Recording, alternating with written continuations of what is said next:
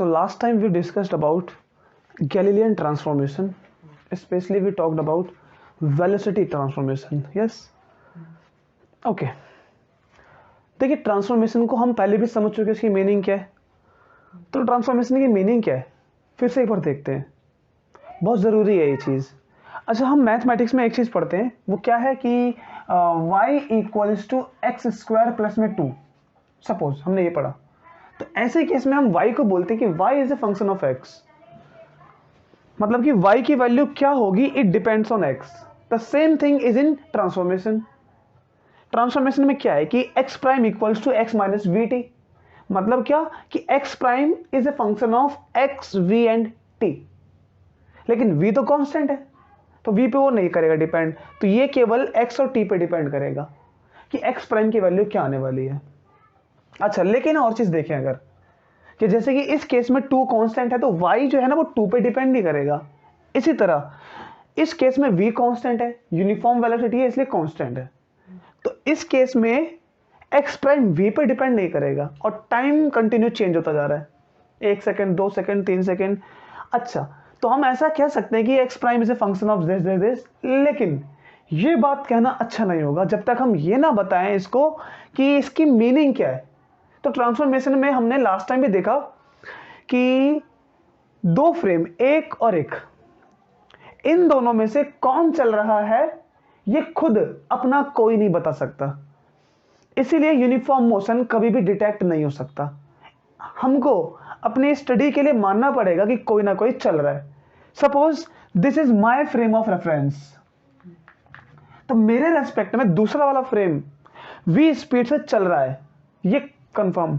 Okay, so this is moving with speed v, so I will say that if an object is supposed to be there. मेरे कहने का मतलब कि अगर हम माने कि मूविंग फ्रेम जो चल रहा है उसके पास, या तो कहें कि एक ऑब्जेक्ट को हमने सपोज किया वो यहां पर है, या किसी बॉल को सपोज किया कि वो कहीं ना कहीं डिस्टेंस पर रखी है, 2 ऑब्जर्वर है जो इस बॉल के पास पहुंचेंगे. ठीक, 2 ऑब्जर्वर के लिए उस बॉल की डिस्टेंस क्या होगी, ये 2 ऑब्जर्वर. अब मेरे रिस्पेक्ट में मैं तो चल नहीं रहा हूं, तो मेरे लिए ये वाला फ्रेम आगे बढ़ेगा, आगे बढ़ेगा. जो ये फ्रेम होगा उसको बॉल की डिस्टेंस बहुत पास में दिखाई देगी. लास्ट टाइम जो हमने किया था, क्यों दिखाई देगी पास, तो हम कहेंगे क्योंकि ये ऑब्जर्वर आगे बढ़ चुका है, बॉल के पास है, क्योंकि ये v स्पीड से बॉल की तरफ जा रहा था, इसलिए उसको बॉल कितनी दिखाई देगी, इतनी पास. v स्पीड टाइम डिस्टेंस, तो डिस्टेंस ठीक माइनस कर दिया हमने जितने वो पास गया बॉल के, और वो कहेगा कि मैं नहीं चल रहा हूं, बॉल मेरे पास आई है और उसी टाइम पर उसको लगेगा कि मैं दूर जा रहा हूं. अब उसको हमने क्या कहा, इनवर्स ट्रांसफॉर्मेशन, कि जो हमारी पोजीशन है बॉल से, बॉल और माय डिस्टेंस, जो भी मेरी डिस्टेंस है बॉल से वो कितनी है.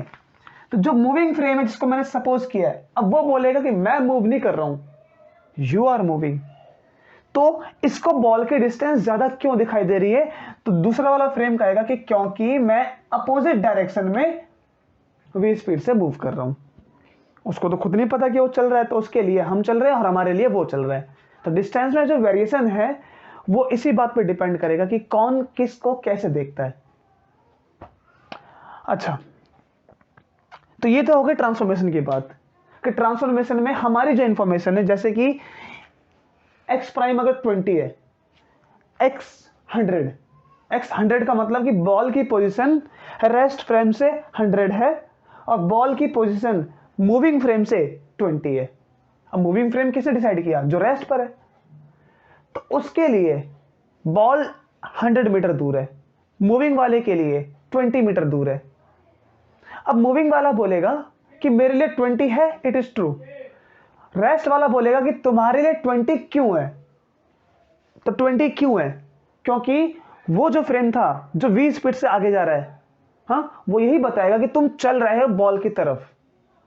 और 20 वाला कहेगा मैं नहीं चल रहा हूं, बॉल मेरे पास आ रही थी और तुम मेरे से दूर जा रहे थे, इसलिए तुमको 100 दिखाई दी. तो ऐसे केस में हमने क्या यूज किया, हमने बताया कि इसके रेस्पेक्ट में इसको क्या और इसके रेस्पेक्ट में इसको क्या दिखाई देगा।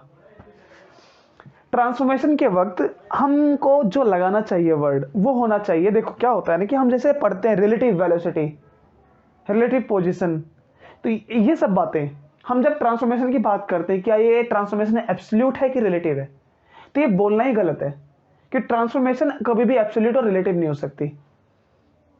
रिलेटिव या एब्सोल्यूट क्या हो सकता है? पोजीशन, स्पीड, डिस्टेंस और आइंस्टीन की दुनिया में टाइम।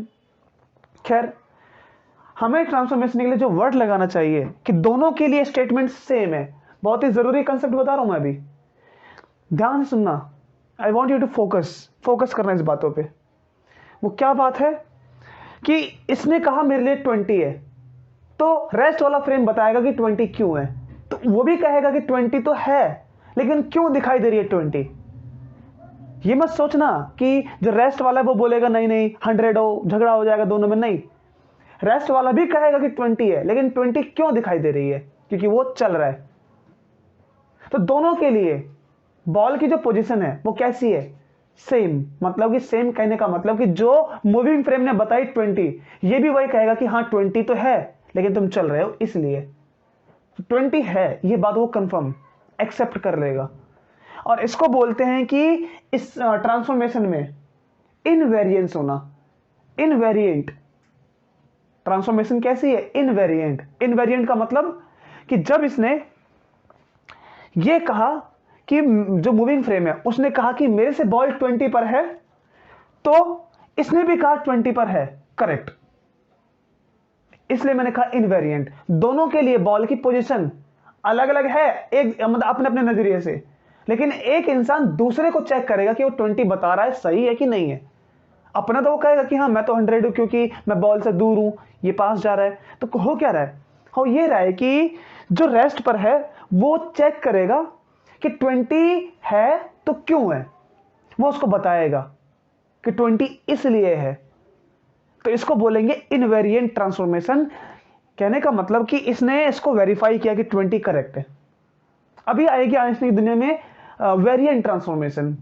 वेरिएंट का क्या मीनिंग ध्यान समझना। मूविंग फ्रेम बोलेगा कि मेरे से बॉल 20 है, रेस्ट वाला बोलेगा कि 20 नहीं है 15 है। क्यों 15 है? क्योंकि तुम चल रहे हो। गैलीलियो की वर्ल्ड में 20 है, क्यों? क्योंकि तुम चल रहे हो। तो 20 दोनों ने कहा। लेकिन अब आइंस्टीन की वर्ल्ड में जब आएगा तो एक कहेगा कि 20, तो दूसरा उसको वेरीफाई करेगा 20 है कि नहीं, वो बोलेगा 20 नहीं है 15 है। वो ऐसा अपने नजरिए से पॉइंट ऑफ व्यू देगा। तो ऐसे में जो स्टेटमेंट है वो वेरिएंट हो गई, स्पेस वेरिएंट हो गया। ये सब बातें हमें याद रखनी है। ट्रांसफॉर्मेशन में वेरिएंट और इनवेरिएंट वर्ड लगाना है। तो इनवेरिएंट कब है? I think you have got idea कि हम इनवेरिएंट कब बोलेंगे। तो ये जो है ट्रांसफॉर्मेशन वो इनवेरिएंट ट्रांसफॉर्मेशन होती है। अब अगर ये स्टेटमेंट इनवेरिएंट है तो एक छोटी सी इनवेरिएंट वाली बात और लेते हैं, वो है लेंथ के बारे में। लेंथ किससे रिलेट करती है? पोजीशन से। तो हम जानते हैं कि लेंथ अगर हमें मेजर करनी हो तो लेंथ कैसे करते हैं मेजर? तो आंसर है कि जो भी मेजरिंग इंस्ट्रूमेंट है, सपोज कि ये मैं यहां से मेजर कर रहा हूं, तो मैंने इस एंड को मेजर किया, फिर मैं यहीं से इस एंड को मेजर करूंगा। कहने का मीनिंग कि अगर ये एक रॉड है, मैं यहां पर खड़ा हूं, मैं पहले यहां से इस एंड को मेजर करूंगा कि ये मेरे से कितनी दूर है, दूसरा वाला ये कितनी दूर है, फिर मैं क्या करूंगा? फाइनल माइनस इनिशियल, मतलब टोटल में से इतना पार्ट कट कर दूंगा, then I will get the length of the rod. जिसके पास केवल लेंथ के डायमेंशन है, मैं विड्थ और हाइट की बात नहीं कर रहा हूं, ओनली लेंथ।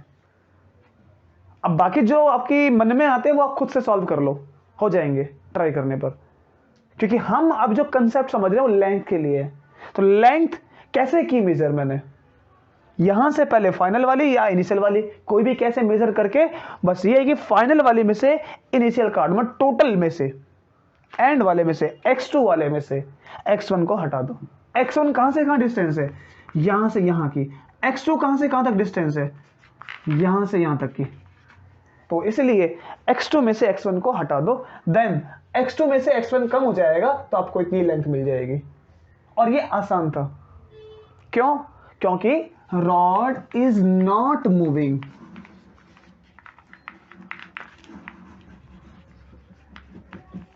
रॉड मूव नहीं कर रही है, तो बड़ा आसान था। But what if rod is moving? अगर कोई एक लेंथ रॉड है वो मूव करती है, तब क्या होगा? तब हमारे लिए ना स्टडी अलग हो जाएगी। क्यों?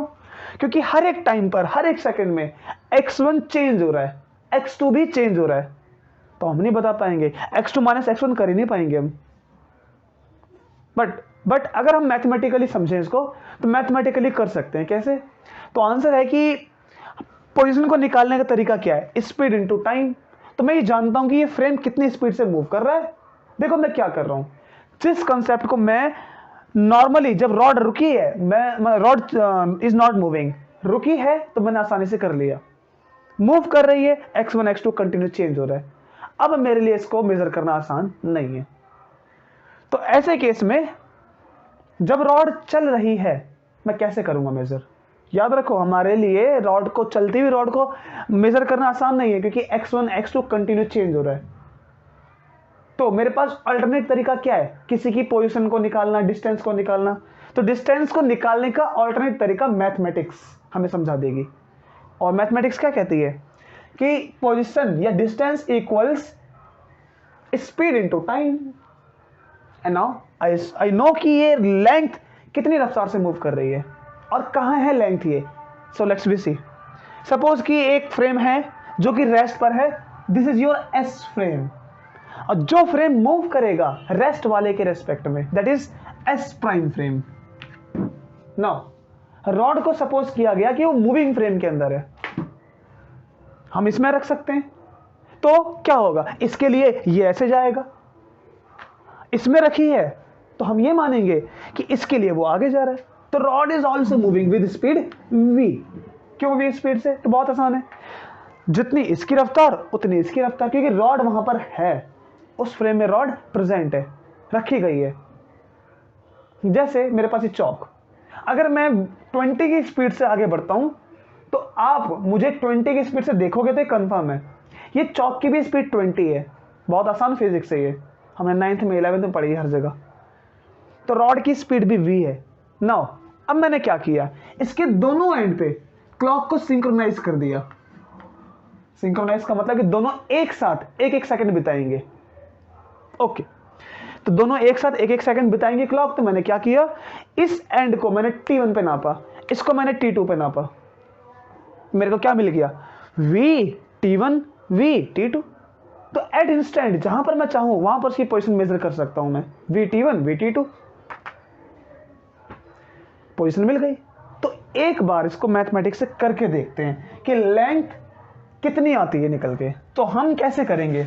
हम ये करेंगे ट्रांसफॉर्मेशन में कि जो भी ऑब्जर्वर मूव कर रहा है, ध्यान से स्टेटमेंट सुनना, जो ऑब्जर्वर मूव कर रहा है वो बताएगा कि मेरे फ्रेम में लेंथ, जो रॉड की लेंथ है वो 15 मीटर है। मूव करने वाला क्या बताएगा कि मेरे फ्रेम में रॉड की लेंथ 15 मीटर है। तो उस 15 को ये वेरीफाई करेगा, क्या 15 वाकई में है कि नहीं है। तो ये कैसे करेगा वेरीफाई? इजी है, ट्रांसफॉर्मेशन। हम ट्रांसफॉर्मेशन ही करेंगे। तो पहले हम चलो निकालते हैं कि जो लेंथ इसको 15 दिख रही है, ठीक, इसको भी 15 ही दिखाई देगी। क्यों दिखाई देगी 15? लेट्स वी सी। देखो x प्राइम 15 है, क्यों? तो ये बताएगा ये वाला फ्रेम, क्योंकि अच्छा लेंथ कैसे निकलती है? कोऑर्डिनेट को माइनस करके, x2 माइनस x1। तो हम पहले x1 को लिख लेते हैं। तो ये कितना कोऑर्डिनेट करेगा मेजर? यहां से लेकर यहां तक की डिस्टेंस इसने x1 मेजर किया, इसने x2 मेजर किया, और x1 और x2 कितना है? तो x1 और x2 है हमारे पास v t1 v t2। Clock को रख के निकाला है ना हमने। तो x1 x2 हमें नोन है, हम निकाल सकते हैं। और ऐसे ही निकाला हमने x1। ये मत सोचना कि हमने नाप लिया, हमने कैसे नापा? It is pure mathematics. v into t1 v into t2, मैं डायरेक्ट वैल्यू रखूंगा। तो कितना आएगा x1 prime? x1 minus v T1, ठीक है। ओके, नेक्स्ट x2 प्राइम कितना आएगा, x2 माइनस में v T2। नाउ यहां जो जोर देने वाली बात है वो ये है कि दोनों क्लॉक जो सिंक्रोनाइज थी, समझना, सिंक्रोनाइज का मतलब दोनों का एक एक सेकंड बीतेगा सेम। मैंने कहा इस एंड को मैंने नापा 10th सेकंड पर, तो इसको भी कब नापूंगा, ऑब्वियस है कि 10 सेकंड पर। इसलिए मैं ये कह सकता हूं कि T1 इक्वल्स टू T2। दोनों को मैंने सिंक्रोनाइज करके रखा था, इसलिए दोनों टाइम कैसे हैं, सेम है। अब यहां से x2 prime minus x1 prime करेंगे तो कितना आएगा, x2 prime minus x1 prime. तो आंसर है कि दोनों को माइनस कर देंगे तो यहां आ जाएगा माइनस साइन, और ब्रैकेट से हटाएंगे तो ये हो जाएगा प्लस। तो ये अगर टाइम सेम है तो ये हम लूज कर देंगे, हमें प्लस बचेगा केवल x2 माइनस x1।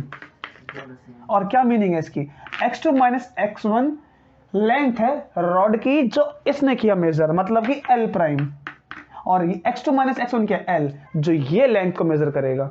इसका मतलब कि दोनों ने लेंथ को सेम मेजर किया है। ये कहेगा 15 तो ये भी मेजर करेगा 15। यहां पर कोई VT है क्या, नहीं है। VT नहीं है, इसका मतलब कि दोनों के लिए लेंथ ओके है, सेम है। तो लेंथ भी कैसी है, इनवेरिएंट। ये हमें जोर देना है कि लेंथ कैसी है, इनवेरिएंट। मतलब कि जो इसने कही लेंथ वो इतनी, इसके लिए भी लेंथ है। ये नहीं होगा कि तुम चल रहे तो लेंथ बदल रही है, नहीं, लेंथ यहां पर कैसी है, इनवेरिएंट, ठीक है। पोजीशन में क्या होता है, जब हम चलते हैं तो कोऑर्डिनेट चेंज होते हैं, वेरी करता है कोऑर्डिनेट। लेकिन ट्रांसफॉर्मेशन की मीनिंग क्या थी कि उसने 20 का तो ये भी 20 का आएगा, ठीक है। इसमें क्या है कि लेंथ वो 15 नापेगा तो ये भी 15 मेजर करेगा, क्योंकि ये बोले कि देखो ऑब्वियस है कि चलने से किसी की लेंथ बदल नहीं सकती है। तो लेंथ कैसी है, इनवेरिएंट।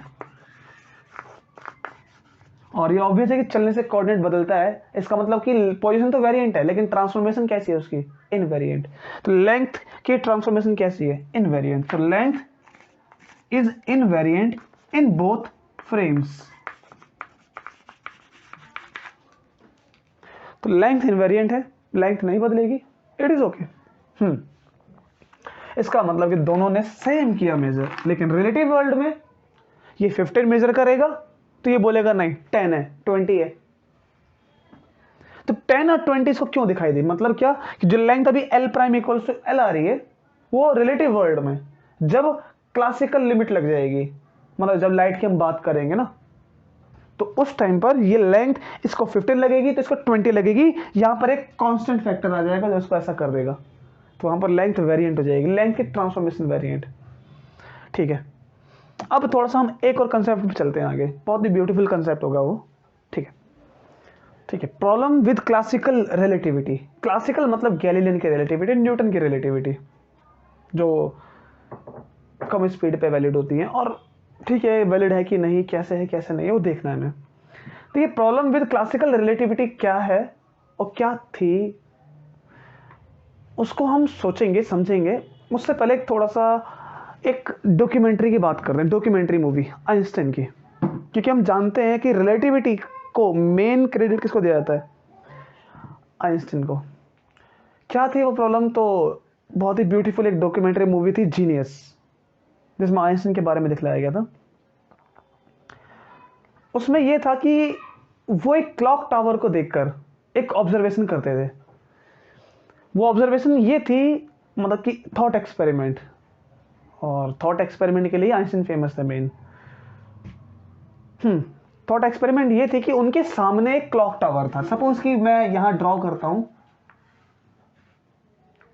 एक क्लॉक टावर, और लेट्स वी सपोज कि this is a person who is observing it.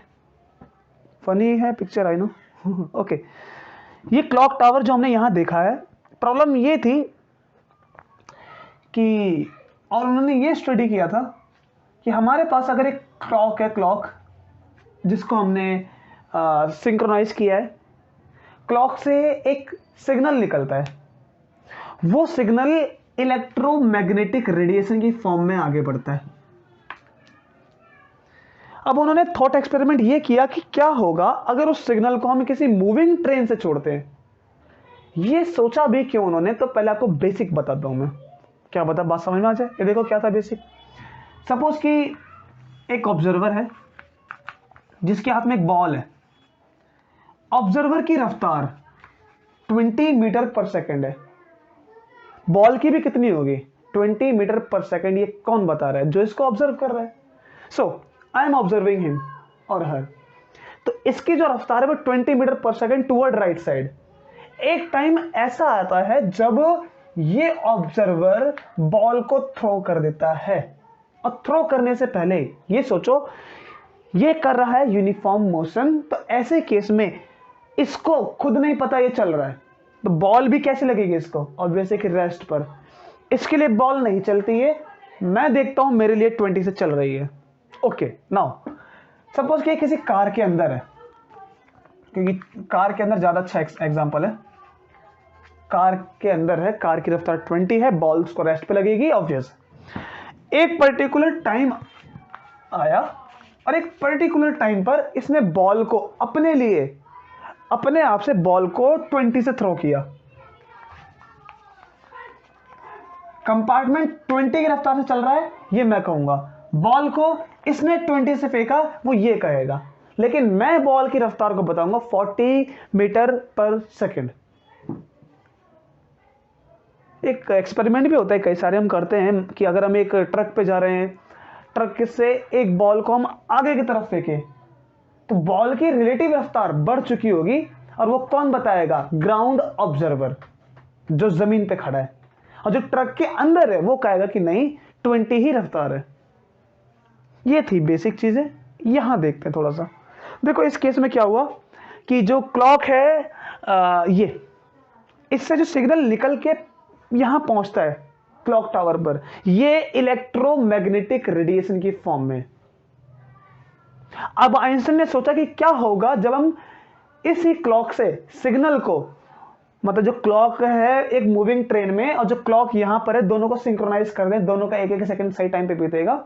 जैसे ही 12 बजेंगे, जैसे ही दोनों एक साथ आएंगे, ये यहां से क्लॉक मूविंग ट्रेन के अंदर है, जब दोनों के दोनों एक साथ आएंगे, क्लॉक एक ही टाइम पर इलेक्ट्रोमैग्नेटिक सिग्नल निकालेगी, दोनों पहुंचेंगे उस क्लॉक टावर पर। अब आइंस्टाइन ऐसा क्यों सोच रहे हैं आपको मैं बताता हूं। देखो ये आइंस्टाइन ने क्यों सोचा, बाकी ने क्यों नहीं। बाकी को लगता था कि चलो ठीक है कि जो लाइट है उसकी रफ्तार बढ़ जाएगी। क्यों? क्योंकि बॉल की रफ्तार बढ़ती हुई लगी ना 40। सपोज ऑब्वियस है कि अगर एक बॉल को मैं इधर थ्रो करता हूं, दो है ना, दो बॉल मेरे हाथ में, मैं दोनों को ऐसे थ्रो करता हूं तो वो दोनों सेम टाइम पे पहुंचेंगी। लेकिन एक बॉल को मैं चलते हुए थ्रो करता हूं सेम रफ्तार से, तो जो मैंने चलते हुए थ्रो किया वो पहले पहुंचेगी, क्योंकि उसकी रिलेटिव स्पीड उस बॉल के लिए जो 20 से फेंकी गई है, और वो बॉल जो 40 की रफ्तार से थ्रो करके फेंकी गई है। मतलब मुझे तो लगा 20 है, लेकिन इसके लिए उस बॉल की रिलेटिव रफ्तार 40 है, तो वो पहले पहुंचेगी।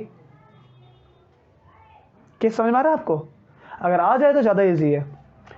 यहां पर भी यही केस था कि ये एक इलेक्ट्रोमैग्नेटिक सिग्नल है, जो वेव ऐसे करके जा रही है आगे, ईएम वेव की फॉर्म में। और एक और वेव है जिसको हम मूविंग ट्रेन से एमिट करते हैं, यहां पर आई वो एमिट होके जा रही है, तो इसके रिलेटिव में इसकी रफ्तार कितनी होगी? तो ऑब्वियस है कि सबको लगा कि जितनी इसकी ऑलरेडी रफ्तार है 3 × 10⁸, उसमें ट्रेन की रफ्तार जुड़ जाएगी। अगर ट्रेन की रफ्तार, तो इसके लिए इसकी रिलेटिव स्पीड ज्यादा होगी, तो ये पहले पहुंचेगी। ठीक है।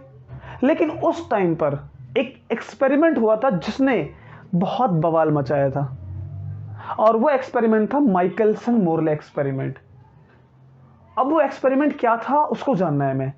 तभी तो ये जो आइंस्टाइन थे ना, तो इन्होंने उसी इलेक्ट्रोमैग्नेटिक वेव के बारे में सोचा था, क्योंकि वो एक्सपेरिमेंट था ही अपने आप में एक जेन्युइन एक्सपेरिमेंट। तो एक्सपेरिमेंट क्या है, उसमें क्या था, फिर उसके बाद इसको डिस्कस करते हैं वापस। Okay, so let's me see, I mean Michelson Morley experiment क्या था, क्या हमने जानते हैं। देखो क्या था एक्सपेरिमेंट। एक बात हम जानते हैं, वो क्या हमने जब बहुत शुरू से डिस्कस किया था फर्स्ट लेक्चर में, वो ये कि हमें अगर यूनिफॉर्म स्पीड मेजर करनी हो तो हमें एक ऐसी स्पीड चाहिए जो एब्सोल्यूट हो। क्या था हमने डिस्कस, जैसे कि एक लेंथ को किसी की मेजर करना है, मैंने नापा, यहां पर आई हाइट, ये समथिंग, ये पॉइंट, तो अभी हाइट इतनी है। अगर मैं इसको अगले दिन नापता हूं अपनी हाइट, ये भी इतना ऊपर हो गया और मैं भी ऊपर हो गया, तो मैं कहूंगा नहीं कि मेरी हाइट बड़ी है, मैं तभी कहूंगा कि मेरी हाइट बड़ी है जब ये एक पॉइंट फिक्स रहेगा और मेरी हाइट ऊपर जा रही है। इसी तरह से किसी की स्पीड को, और कौन सी स्पीड, यूनिफॉर्म स्पीड, उसको अगर डिटेक्ट करना हो, मेजर करना हो, तो क्या चाहिए हमें, हमें चाहिए कि एक स्पीड फिक्स रहे तो उसके रिलेटिव वो स्पीड ज्यादा हुई कम हुई पता लग जाएगा। जैसे लाइट की रफ्तार, मैक्सवेल ने मैथमेटिकली प्रूफ किया था कि लाइट की रफ्तार एक नंबर आता है, डायरेक्ट नंबर, और वो नंबर कितना होता है, तो आंसर है कि वो नंबर होता है 3 × 10⁸ मीटर पर सेकेंड, रफली स्पीकिंग दिस मच। ओके, तो डायरेक्ट एक नंबर आया, इसकी स्पीड ऐसा नहीं कि किसी के ऊपर डिपेंड कर रही है। तो लोगों को लगा कि ये जो इलेक्ट्रोमैग्नेटिक वेव है या रफ्तार है, ये रफ्तार तो किसी ना किसी के ऊपर डिपेंड करती है, क्योंकि इलेक्ट्रोमैग्नेटिक वेव को ट्रैवल करने के लिए चाहिए मीडियम। अब वो मीडियम के बारे में कहां से आइडिया आएगा, तो जहां से ये वेव आई वही उसका ओरिजिनल मीडियम माना गया। कहां से आई है, स्पेस में से। स्पेस में तो हमें कुछ नहीं दिखता, केवल ब्लैक दिखाई देता है, तो जो हमें नहीं दिखाई दे रहा है, इनविजिबल मीडियम, उसको नाम दिया गया ईथर। उसमें माना गया कि ये वेव ट्रैवल होके अर्थ तक आई है। उसी मीडियम के अंदर अर्थ, सन, एवरीथिंग इज फ्लोटिंग, और वो मीडियम यहां भी माना गया, तभी तो यहां पर लाइट ट्रैवल होती है, वरना हमें चीजें दिखाई नहीं देती। तो मीडियम यहां पर है जिसके अंदर एयर फिल हो गई है, जिसके अंदर एयर फील्ड है, ग्लास के अंदर वो मीडियम, हर जगह पर वो मीडियम माना गया जहां से लाइट प्रोपेगेट कर सकती है। अब वो मीडियम माना तो गया, इट इज ओके, मानना पड़ा सबको, तभी वो लाइट को तभी वो लाइट को समझ पाते, अदरवाइज उनके पास कोई भी ऑप्शन नहीं था लाइट को समझने के लिए, लाइट की रफ्तार समझने के लिए, तो मीडियम माना गया। उसके बाद फिर एक और इंटरेस्टिंग कंसेप्ट आया जिसने लाइट को तो ये बता ही दिया कि लाइट की रफ्तार उस मीडियम में एब्सोल्यूट होती है, 3 × 10⁸। अगर ये लाइट की रफ्तार एब्सोल्यूट होती है, ऑलवेज फिक्स होती है, हमेशा, कभी बढ़ नहीं सकती, कभी घट नहीं सकती, अनलेस वो मीडियम ना चाहे, और उस मीडियम को हम छेड़ नहीं सकते, तो लाइट की रफ्तार हमेशा हमारे लिए इतनी रहती है। अब अगर यहां से एक लाइट प्रोपेगेट होकर आगे बढ़ रही है, एक ऑब्जर्वर जो यहां पर है, उसने लाइट की रफ्तार को मेजर करना है, उसने मेजर किया लाइट की रफ्तार को समथिंग 3 × 10⁸ प्लस में 40। ये प्लस 40 क्या बता रहा है, इसने किया, इसके पास इंस्ट्रूमेंट है स्पीडोमीटर, इसने मेजर किया, ठीक है। तो लाइट की रफ्तार तो होती है इतनी हमेशा, ये कभी बढ़ नहीं सकती ना तो कभी घट सकती है, जब तक वो मीडियम ना चाहे, और मीडियम कभी नहीं होता चेंज, ठीक। तो ये रफ्तार है, तो प्लस में 40 क्या आया इसके पास, प्लस 40 ये साइन है कि अगर लाइट की रफ्तार नहीं बढ़ सकती तो जरूर वो रफ्तार किसकी थी, और ये इसने पता लगा लिया कि ये चल रहा है, मतलब क्या कि हम चल रहे हैं, हम तो अभी सन के अराउंड चल रहे हैं, हमें पता नहीं है। अगर हम लाइट की रफ्तार को ज्यादा मेजर कर लें, पता लग जाएगा कि कौन चल रहा है, लाइट की रफ्तार तो बदलेगी नहीं, सो ऑब्वियस है कि हम चल रहे हैं। तो ऐसे केस में यूनिफॉर्म मोशन डिटेक्ट हो सकता है, ये पहली सोच थी जो कि मैक्सवेल ने आइडिया आगे अपना फॉरवर्ड किया, पुट फॉरवर्ड, ठीक है। इस आइडिया को आगे कैरी फॉरवर्ड किया माइकलसन, पहले अल्बर्ट अब्राहम माइकलसन आए थे, देन उसके बाद मोरले ने बाद में उनके सेटअप को ब्यूटीफुल किया और एक्यूरेट किया, वो हिस्ट्री नहीं जाएंगे, सिंपल।